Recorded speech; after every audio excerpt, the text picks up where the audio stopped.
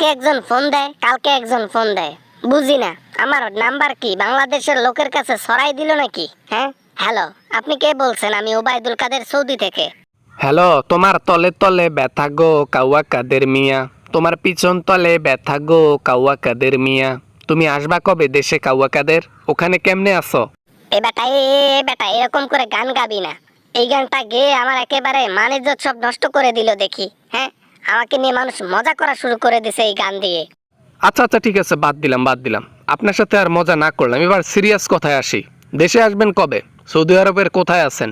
কেমনে গেছেন ওই সৌদি আরবে? হ্যাঁ, লঞ্চের মধ্যে করে ড্রামের ভেতর গেছি।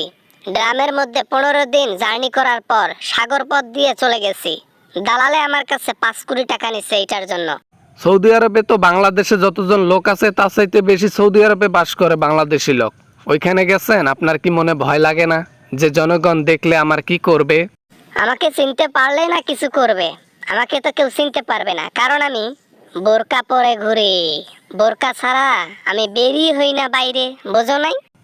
দেখছো এমন পতন হইছে, এখন নিজেকে বাঁচার জন্য বোরকা পরিধান করিয়া পথ চলাচল করতে হয়। সমস্যা নাই, একদিন বাংলাদেশের মানুষের চোখে পড়বা। বাংলাদেশের লোকের চোখে পড়বো না, কারণ চোখ ফাঁকি দেওয়া আমার একটা অভ্যাসে পরিণত হয়ে গেছে। আমি আসলে পালিয়ে থাকতে পছন্দ করি, আর আমি খুবই কম বের হই, তাই টের পাবে না কেউ যে আমি ওবায়দুল কাদের। ঠোঁটে লিপস্টিক, চোখের মধ্যে কাজল, আর কপালে টিপ পড়লে ওবায়দুল কাদের আর মতো দেখা যায় না আর। সি শেষে কিনা এইভাবে জীবনযাপন করতে হচ্ছে? এর চাইতে মরণই তো ভালো। হ্যাঁ, অন্তত সম্মানটা যাবে না। এই সম্মান নিয়ে বেঁচে থাকার চেয়ে আল্লাহর কাছে যাওয়াই ভালো। বেঁচে থাকার জন্য সবকিছু করতে হবে। আমরা বাংলাদেশে আর কোনোদিনও যাব না। ম্যাডামের জন্য দেশ ছাড়ছি, আর এই দেশের মধ্যে গেলে আর জীবন থাকবে না। আজ নয়তো কালকে আপনাদের বিচার হবে। চোখের সামনে আসবেন, জনগণই আপনাদের বিচার করবে। জনগণের বিচারের কোনো মাইন নেই, যে কোনো একদিন তোমাদের বিচার হবে ইনশাল্লাহ। ভয় লাগে। আর আর বলিয়েন না ভাই, আর বলিয়েন না। আমি বাংলাদেশের লোকের কথা এখন শুনতেই পারি না, গা শিহরিত হয়ে ওঠে। কি ভয়ানক একটা ব্যাপার ছিল জুলাই মাসে।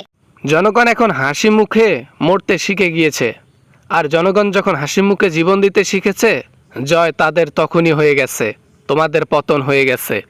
জুলাই মাসে জনগণ কি একটা রূপ নিয়েছিল। একটা গুলি শুনলে মাঠ ফাঁকা হয়ে যেত, আর জুলাই মাসে সবাই বুক পেতে দেয়। হায় রে হায়, কি একটা অবস্থা। আল্লাহ তাআলা সুযোগ দেন নেতাগেতাদের, পাওয়ার দিয়ে সুযোগ দেন যে তোমরা ভালো কাজ করো জনগণের জন্য নাকি খারাপ। তোমাদেরকে অনেক সুযোগ দিয়েছে, তোমরা খারাপ কাজ থেকে কখনো বিরত হও নাই। উল্টো জনগণের পিছনটাই মারছো, নিজের পকেট ভরছো। শেষে জনগণ তোমার পিছন মেরে বাংলাদেশ ছাড়া করে দিল। এটাই বাস্তব। হা হা হা, আই লাভ ইউ।